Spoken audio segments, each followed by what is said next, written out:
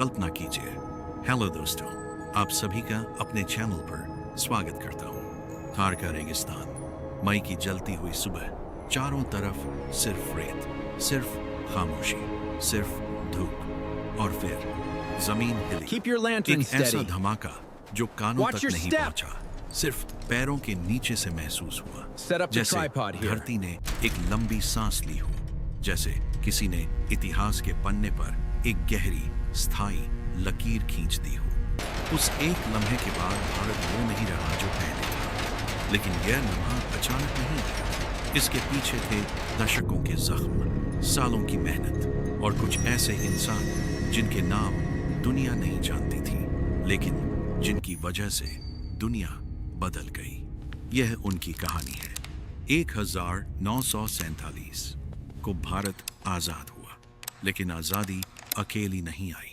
साथ लाई बंटवारे का दर्द, लाखों बेघर इंसान, जलते हुए गांव और एक ऐसी दुनिया जो पहले से दो ताकतवर खेमों में बंटी हुई थी। अमेरिका एक तरफ, सोवियत संघ दूसरी तरफ और भारत बीच में, नया, थका हुआ, टटोलता हुआ। उस नाजुक दौर में एक शख्स था, होमी जहांगीर भाभा। कैम्ब्रिज से पढ़े, भौतिकी के जादूगर, लेकिन सिर्फ वैज्ञानिक नहीं, एक दृष्टा, एक ऐसा इंसान जो देख सकता था वो जो अभी नहीं था, लेकिन The readings are होना stable. चाहिए था। Stand by for उन्होंने activation. पंडित नेहरू से कहा, Preparing परमाणु to ऊर्जा के engage the बिना secondary भारत systems. का भविष्य अधूरा है। नेहरू ने सुना और 1954 में भारत का परमाणु ऊर्जा आयोग बना, आधिकारिक तौर पर शांतिपूर्ण उद्देश्यों के लिए, बिजली के लिए, विकास के लिए। लेकिन भाभा जानते थे, और शायद नेहरू भी, कि इस कार्यक्रम की नींव में एक और सच्चाई दबी हुई है। दुनिया सिर्फ ताकत की भाषा समझती है। और फिर 1966 में वो हुआ जो नहीं होना चाहिए था। जनवरी की कड़कड़ाती ठंड, एल्प्स की बर्फीली पहाड़ियां, एयर इंडिया की फ्लाइट 101 मोंट ब्लैंक के पास दुर्घटनाग्रस्त हो गई। उस विमान में होमी जहांगीर भाभा भी थे। भारत का सबसे बड़ा परमाणु दिमाग एक झटके में हमेशा के लिए चला गया। कुछ पत्रकार और स्वतंत्र शोधकर्ता कहते हैं कि यह महज हादसा नहीं था। कहा जाता है कि अमेरिकी खुफिया एजेंसी सिया इस दुर्घटना में शामिल हो सकती थी, क्योंकि अमेरिका किसी भी बात को नहीं चाहता। इसकी कोई आधिकारिक पुष्टि आज तक नहीं हुई। यह सवाल आज भी अनसुलझा है।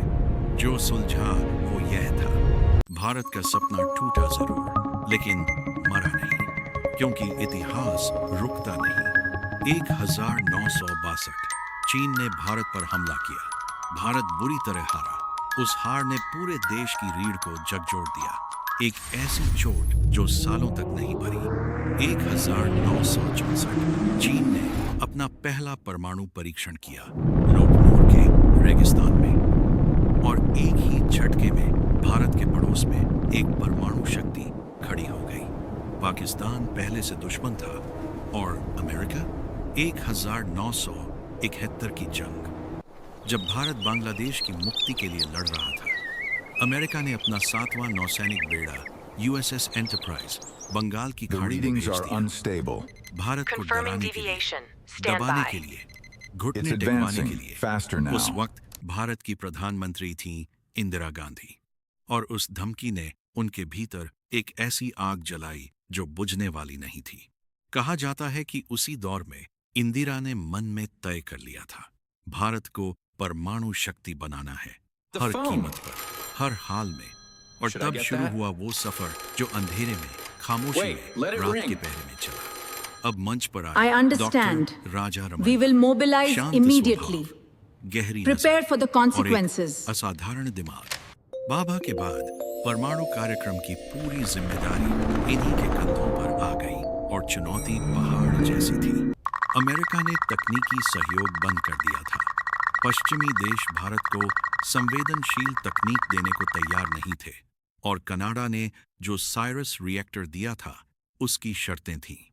लेकिन रमन्ना और उनकी टीम रुकी नहीं। The reports उन्होंने indicate अपना significant रास्ता progress. खुद बनाया। Yes, we are on बिना track. किसी विदेशी मदद Let's के proceed with the भारतीय proposal. वैज्ञानिकों ने प्लूटोनियम आधारित उपकरण की पूरी डिजाइन खुद तैयार की।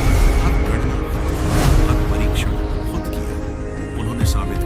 The कि signal दिमाग के लिए spreads, कोई touching प्रतिबंध every नहीं होता। region. लेकिन सबसे बड़ी चुनौती तकनीक A नहीं। truly global सबसे network. बड़ी चुनौती थी गोपनीयता। What अगर is it? अमेरिकी Speak खुफिया clearly. एजेंसियों को It's empty. जरा भी There's भनक nothing लगती, here. But I सब saw कुछ the खत्म हो intel. जाता। It had to be here. राजनयिक दबाव आता, प्रतिबंध लगते, और शायद इससे भी बुरा होता। तो यह सब होता रहा चुपचाप रात के अंधेरे The में। secretary won't जगह wait. We चुनी need गई immediate पोखर। confirmation. I'm telling you, the Rajasthan का intel is थार still रेगिस्तान। ambiguous. I've got the दूर latest दूर report तक right here. सिर्फ Get it रेत, on the table now. सिर्फ The सन्नाटा, time has come to सिर्फ formalize our आसमान। decision. और फिर Very वैज्ञानिकों well. ने वो The किया action is जो taken. शायद पहले We किसी ने regret नहीं this किया था। outcome. उन्होंने अमेरिकी जासूसी उपग्रहों के रास्ते का हिसाब लगाया। जब उपग्रह ऊपर से गुजरता, सारा काम रोक दिया जाता। जब वो आगे निकल जाता, काम फिर शुरू होता। दिन में सामान्य गतिविधि, रात को इतिहास। डॉक्टर रमन्ना ने बाद में बताया, हम रात को काम करते थे। कोई नहीं जानता था असल में क्या हो रहा है, यहाँ तक कि पोखरण में तैनात फौजी भी नहीं। वो महीने उन वैज्ञानिकों के लिए किसी जंग से कम नहीं थे। बस ये जंग तोपों से नहीं, दिमाग से लड़ी जा रही थी। 17 मई 1974 रात, थार का रेगिस्तान खामोश था। आसमान में तारे थे, जमीन पर कुछ इंसान, और उनके हाथों में एक ऐसा उपकरण जिसे बनाने में सालों लगे थे, जिसके लिए न जाने कितनों ने रातें जागते हुए बिताई थी, जिसके लिए देश ने जाने अनजाने एक लंबी कीमत चुकाई थी। उपकरण को जमीन के 107 मीटर नीचे एक सुरंग में रखा गया। तारें जोड़ी गईं, सिस्टम चेक किए गए, और वैज्ञानिक जो महीनों से इस पल का इंतजार कर रहे थे, एक बार फिर सब कुछ जांचने लगे। रात भर नींद नहीं। सुबह होने लगी। 18 मई 1974, सुबह के करीब 8 बजे। कंट्रोल रूम में डॉक्टर रमन्ना, उनके साथ डॉक्टर P.K. आयंगर और कुछ और वैज्ञानिक जो जानते थे कि अगले कुछ सेकंड भारत का भविष्य तय कर देंगे। काउंटडाउन शुरू हुआ। The सांसें rotor रुकी draws हुई the थी। casing. वक्त जैसे थम Look at the गया, arrows. और फिर बटन दबा। जमीन हिली, रेत उछली, एक गहरी भारी अदृश्य लहर चारों तरफ फैल गई। करीब 8 किलोटन की ऊर्जा पल भर में थार के सीने में समा गई, और फिर सब शांत। रेगिस्तान फिर से खामोश, जैसे कुछ हुआ ही नहीं। लेकिन सब कुछ बदल चुका था। डॉक्टर रमन्ना ने फोन उठाया। इंदिरा गांधी उस वक्त दिल्ली में एक बैठक में थी। फोन आया, उन्होंने रिसीव किया, और रमन्ना ने बस इतना कहा। बुद्ध मुस्कुरा दिए। कुछ पल की खामोशी, और फिर इंदिरा के चेहरे पर एक हल्की गहरी शांत मुस्कान। कमरे में और लोग थे, उन्हें नहीं पता था क्या हुआ है, लेकिन इंदिरा जानती थी, भारत बदल चुका था। कुछ ही घंटों में दुनिया को पता चल गया। अमेरिकी खुफिया एजेंसियां, जो खुद पर गर्व करती थीं कि उनसे कुछ नहीं छुपता, पूरी तरह चूक गई थीं। कुछ रिपोर्ट्स के मुताबिक सिया के वरिष्ठ अधिकारियों को इस परीक्षण का कोई पूर्व संकेत नहीं मिला था, और यह उनकी सबसे बड़ी खुफिया विफलताओं में से एक माना गया। वॉशिंगटन में हड़कंप था। कनाडा ने नाराजगी जताई साइरस रिएक्टर के कथित दुरुपयोग पर। परमाणु सहयोग तत्काल बंद। पाकिस्तान में सन्नाटा था, एक भारी, बोझिल, डरा हुआ सन्नाटा, और चीन ने इसे भारत की विस्तारवादी नीति कहा, क्योंकि उसके पास कहने को और कुछ था नहीं। भारत ने दुनिया को बताया यह एक शांतिपूर्ण परमाणु विस्फोट था।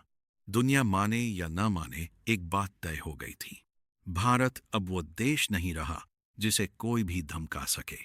लेकिन हर कहानी के 2 रुख होते हैं, और स्माइलिंग बुद्धा का दूसरा रुख शायद पहले से भी ज्यादा गहरा है। पाकिस्तान के तत्कालीन प्रधानमंत्री जुल्फिकार अली भुट्टो ने उसी दौर में कहा था, पाकिस्तान भी परमाणु बम बनाएगा, चाहे हमें घास खानी पड़े, चाहे 1000 साल लग जाएं। उन्हें आन, गंदरी एडी, और उन्होंने एक नौजवान इंजीनियर को बुलाया जो नीदरलैंड्स में काम करता था, जिसका नाम था अब्दुल कादिर खान।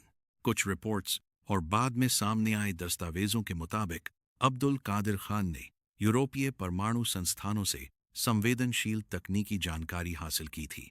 हालांकि पाकिस्तान ने इसे हमेशा आधिकारिक तौर पर नकारा है। स्माइलिंग बुद्धा ने जाने अनजाने दक्षिण एशिया में एक परमाणु हथियारों की दौड़ शुरू कर दी। एक ऐसी दौड़ जो आज भी जारी है। और यहीं से इस कहानी का सबसे जरूरी सवाल उठता है, क्या भारत ने सही किया? एक तरफ बुद्ध, जिनका नाम इस ऑपरेशन को दिया गया, जिन्होंने कहा था हिंसा से हिंसा नहीं मिटती, जिनका पूरा जीवन करुणा, अहिंसा और शांति का प्रमाण था। और दूसरी तरफ एक परमाणु उपकरण जो पल भर में लाखों जिंदगियां मिटा सकता है। यह विरोधाभास सिर्फ एक कोड नेम का नहीं है, यह उस पूरी सोच का विरोधाभास है जिसे न्यूक्लियर डिटरेंस यानी परमाणु अवरोध कहते हैं। यह सिद्धांत कहता है बम इसलिए नहीं बनाते कि चलाएं, बम इसलिए बनाते हैं ताकि कोई और चलाने की हिम्मत न कर सके। शांति डर के जरिए, सुरक्षा विनाश की क्षमता के जरिए। यह सही है या गलत, इसका जवाब आसान नहीं है, लेकिन यह सवाल पूछना जरूरी है। डॉक्टर रमन्ना, जिन्होंने यह सब किया, वो खुद इस सवाल से नहीं बच पाए। उन्होंने एक बार कहा था, उस दिन मैं खुश था, लेकिन एक अजीब सा दर्द भी था, क्योंकि जो हमने बनाया वो विनाश का हथियार था और हम वैज्ञानिक थे। हम बनाने में यकीन रखते हैं, तोड़ने में नहीं।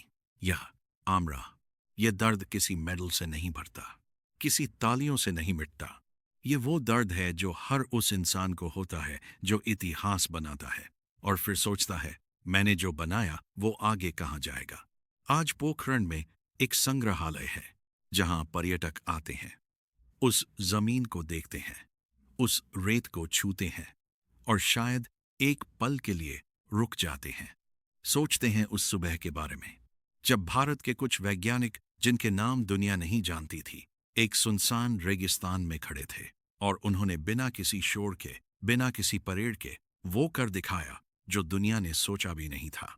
उनके पास कोई विदेशी मदद नहीं थी, कोई अत्याधुनिक लैब नहीं थी, सिर्फ दिमाग था, जज्बा था और एक यकीन था कि यह देश किसी से कम नहीं। स्माइलिंग बुद्धा, एक कोड नेम जो इतिहास बन गया, एक धमाका जो जमीन के नीचे हुआ लेकिन पूरी दुनिया ने सुना, एक मुस्कान जो शांति की थी और ताकत की भी, क्योंकि बुद्ध ने कहा था सबसे बड़ी जीत वो है जो बिना लड़े मिले। और शायद उस 18 मई की सुबह भारत ने यही किया था, बिना एक गोली चलाए पूरी दुनिया को बता दिया, हम यहां हैं, हम तैयार हैं और हम झुकने वाले नहीं। थार के रेगिस्तान में आज भी हवा चलती है, रेत उड़ती है और उस खामोशी में आज भी इतिहास की गूंज सुनाई देती है। अगर आपको ये कहानी पसंद आई हो तो वीडियो को लाइक करें, शेयर करें और ऐसी सिनेमैटिक डॉक्यूमेंट्रीज के लिए आयुष टॉक्स को सब्सक्राइब जरूर करें। यह दर्द किसी मेडल से नहीं भरता, किसी तालियों से नहीं मिटता। यह वो दर्द है जो हर उस इंसान को होता है जो इतिहास बनाता है और फिर सोचता है मैंने जो बनाया वो आगे कहाँ जाएगा। आज पोखरण में एक संग्रहालय है जहां पर्यटक आते हैं, उस जमीन को देखते हैं, उस रेत को छूते हैं और शायद एक पल के लिए रुक जाते हैं, एक सोचते हैं उस सुबह के बारे में जब भारत के कुछ वैज्ञानिक, जिनके नाम दुनिया नहीं जानती थी, एक सुनसान रेगिस्तान में खड़े थे और उन्होंने बिना किसी शोर के, बिना किसी परेड के वो कर दिखाया जो दुनिया ने सोचा भी नहीं था। उनके पास कोई विदेशी मदद नहीं थी, कोई अत्याधुनिक लैब नहीं थी, सिर्फ दिमाग था, जज्बा था और एक यकीन था कि यह देश किसी से कम नहीं।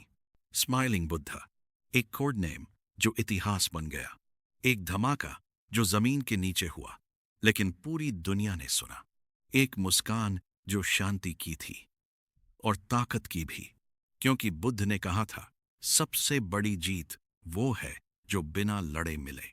और शायद उस 18 मई की सुबह भारत ने यही किया था, बिना एक गोली चलाए पूरी दुनिया को बता दिया, हम यहां हैं, हम तैयार हैं और हम झुकने वाले नहीं।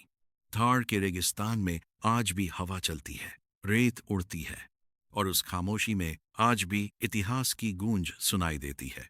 अगर आपको यह कहानी पसंद आई हो तो वीडियो को लाइक करें, शेयर करें और ऐसी सिनेमैटिक डॉक्यूमेंट्रीज के लिए आयुष डॉक्स को सब्सक्राइब जरूर करें।